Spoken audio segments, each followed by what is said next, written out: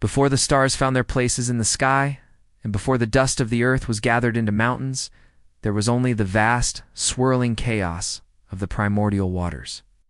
In this silent void, two ancient forces existed: Apsu, the sweet father of the fresh waters, and Tiamat, the saltwater mother, a shimmering dragon of infinite depth and mystery. Their waters mingled in a cosmic embrace, and from this union, the first generations of gods were born, filling the emptiness with life and vibrant energy.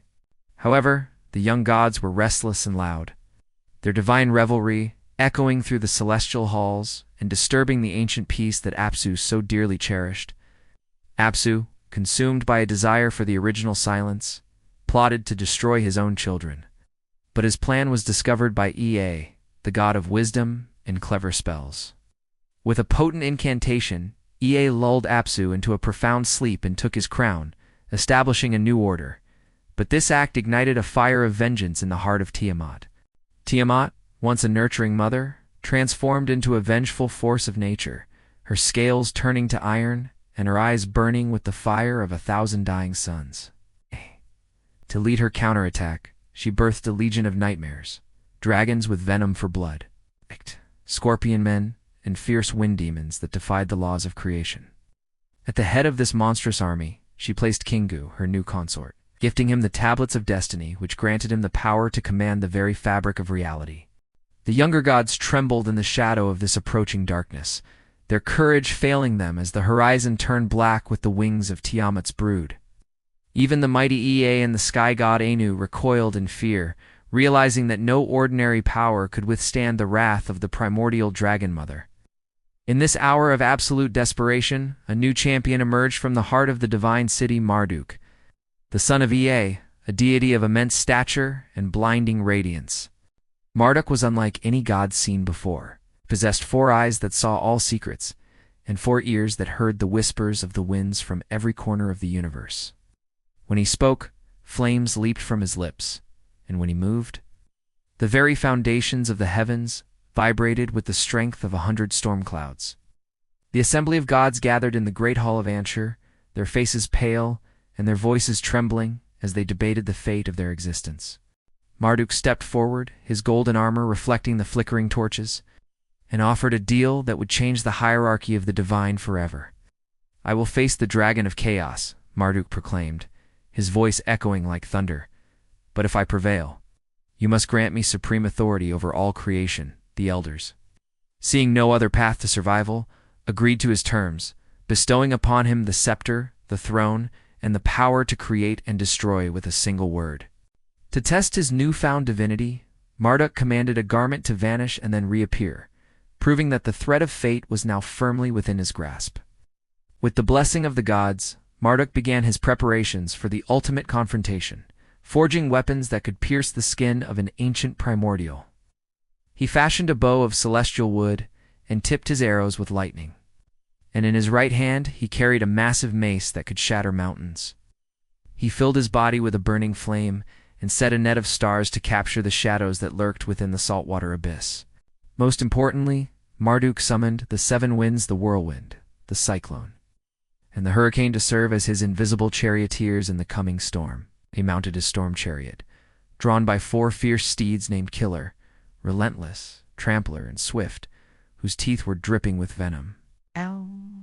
As Marduk rode toward the edge of the world, the gods watched from the ramparts of heaven, their hearts heavy with the weight of the unknown. The air grew thick and salty as he approached the territory of Tiamat, and the screams of her monsters began to drown out the sound of his chariot wheels.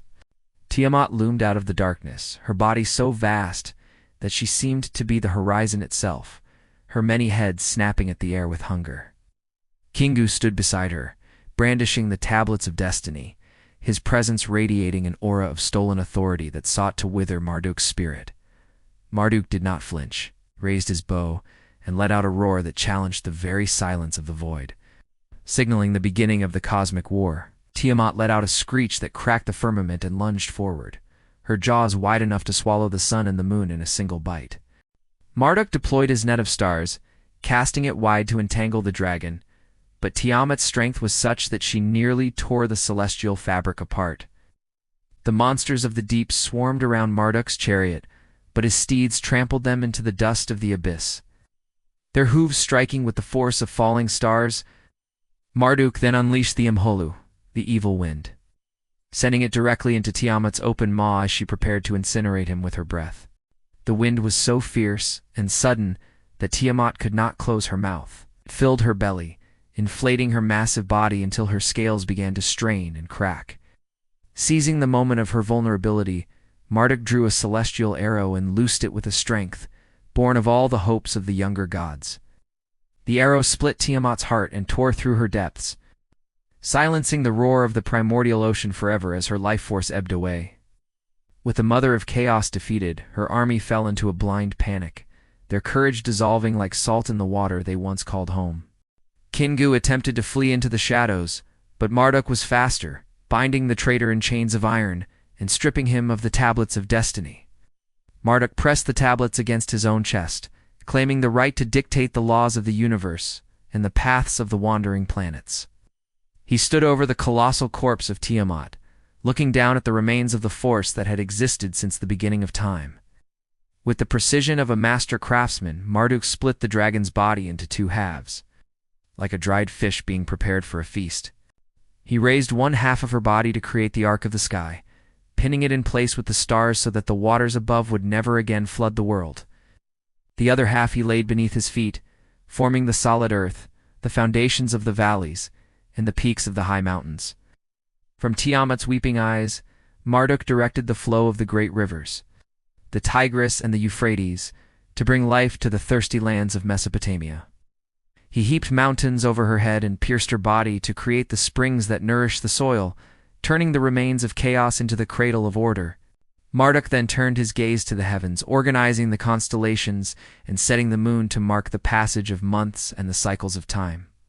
He established the gates of the sun in the east and the west, ensuring that light and darkness would always hold their appointed places in the sky. The gods, seeing the world take shape under Marduk's hands, descended from their heights to offer him gifts of gold, lapis lazuli, and eternal praise.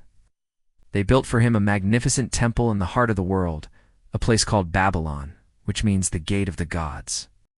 Isagila, the house of the high head, rose toward the clouds, its bricks fired in the light of the divine sun, and its altars smelling of cedar and sweet incense. But Marduk looked upon the gods and saw that they were weary from the labor of maintaining the universe and building the sacred cities. "I will create a being of blood and bone," Marduk whispered to his father, Ea, "one who will bear the burden of labor so that the gods may rest in peace, to create this new life." Marduk called for the blood of Kingu, the rebel who had sought to overthrow the divine order. From the sacrifice of the traitor, Marduk and Ea fashioned Lulu, the first human, imprinting upon the clay the breath of life and the spark of consciousness. Man was tasked with the tilling of the soil, the building of the temples, and the offering of prayers to the celestial masters who ruled from above. The gods rejoiced at this creation, for they were now free to dwell in their palaces of light, feasting on the essence of the sacrifices brought by their human servants. Marduk sat upon his throne in Babylon, the 50 names of his power echoing through the streets of the city as the people looked up in awe. He was the shepherd of the people, the lord of the storm, the slayer of the dragon, and the architect of the earth. His reign was one of justice and law. For he had seen the chaos of the old world and vowed that the darkness would never return to claim the light. Yet in the deep corners of the world, whispers of the old waters still remained, a reminder that the balance between order and chaos is a fragile thread. Every year, at the festival of Akichu, the story of Marduk's victory was retold, a ritual to ensure that the sun would continue to rise and the rivers would continue to flow. The kings of Babylon would stand before his statue, acknowledging that their power came only from the grace of the dragon slayer. Marduk's ascent was not just a victory of strength, but a victory of vision, the ability to see potential in the ruins of the past.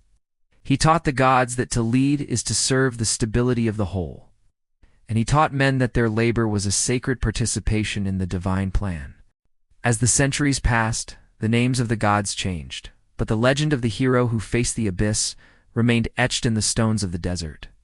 The ziggurats rose as ladders to the stars, reminding every traveler that Babylon was the center of the cosmic dance. In the library of Ashurbanipal, the tablets of the Enuma Elish were preserved, keeping the memory of the great battle alive for generations yet unborn.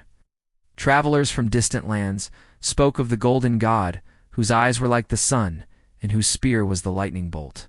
They told of how he tamed the Mushusu, the fierce dragon hybrid, turning a monster of Tiamat into his loyal guardian and symbol of his power.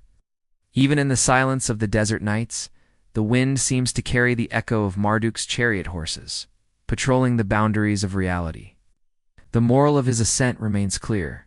True power is the courage to face the unknown when everyone else turns away in fear. It is the wisdom to build a home from the remnants of a storm and the mercy to provide rest for those who have labored long. Marduk did not destroy Tiamat out of hatred, but out of the necessity to create a space where life could flourish and dreams could take root. His story is a testament to the fact that out of the greatest conflict, the most beautiful harmony can be forged. Oh, the stars we see at night are the jewels he placed in the sky, a ceiling of protection for the world he carved from chaos. The rhythm of our hearts reflects the rhythm of the celestial order he established when he seized the tablets of destiny. Babylon may have fallen into dust, and the temples may be silent, but the spirit of the Ascent lives on in every struggle against the darkness. For every time a mind seeks to bring order to confusion, Marduk's mace strikes again. Every time a heart finds the courage to stand against a tide of despair, the Dragon Slayer's light shines through. The ancient myths of the Near East are not just tales of the past, but maps of the human soul and its eternal quest for meaning. From the Sumerian plains to the Babylonian towers, the cry of the hero echoes through the ages, calling us to rise. We are the inheritors of the labor he assigned, and we are the witnesses to the beauty he designed. Let us remember the name of Marduk, the one who looked into the jaws of the dragon and did not blink. Let us honor the son of Ea, who turned the salt water of tears into the fresh water of life. The ascent is never truly finished. It is a ladder we climb every day in our pursuit of a better world. The dragon may sleep, but the hero must always remain awake, guarding the gates of the city and the peace of the home. As the sun sets over the ruins of the ancient world, the shadows grow long, but the memory of the gold remains. The gods may have moved to the farthest stars, but the earth they walked upon still vibrates with their power. Listen to the rustle of the palms by the river. It is the whisper of Tiamat's ghost, acknowledging her master. Look at the flight of the eagle in the storm. It is a sign of Marduk's presence in the winds of change. The story of Marduk, the Dragon Slayer's ascent, is the story of us all, striving to leave a mark upon the canvas of eternity. We are born of the blood of gods and the clay of the earth, a bridge between the heavens and the abyss. In our hands, we carry the potential to build Babylons of our own, or to let the chaos reclaim the land. The choice is ours, as it was Marduk's on the day he stepped before the assembly of the frightened gods. Choose the light, choose the order, and choose the courage to slay the dragons that haunt your own horizon. For in the end, we are all architects of our own destiny, carving our names into the tablets of time. May the spirit of the ancient heroes guide your path, and the strength of the storm chariot carry you home. This concludes the legend of the one who rose from the deep to touch the stars. Thank you for listening to this epic journey. Comment, like, share, and subscribe to Storycraft Studio for more myths and legends.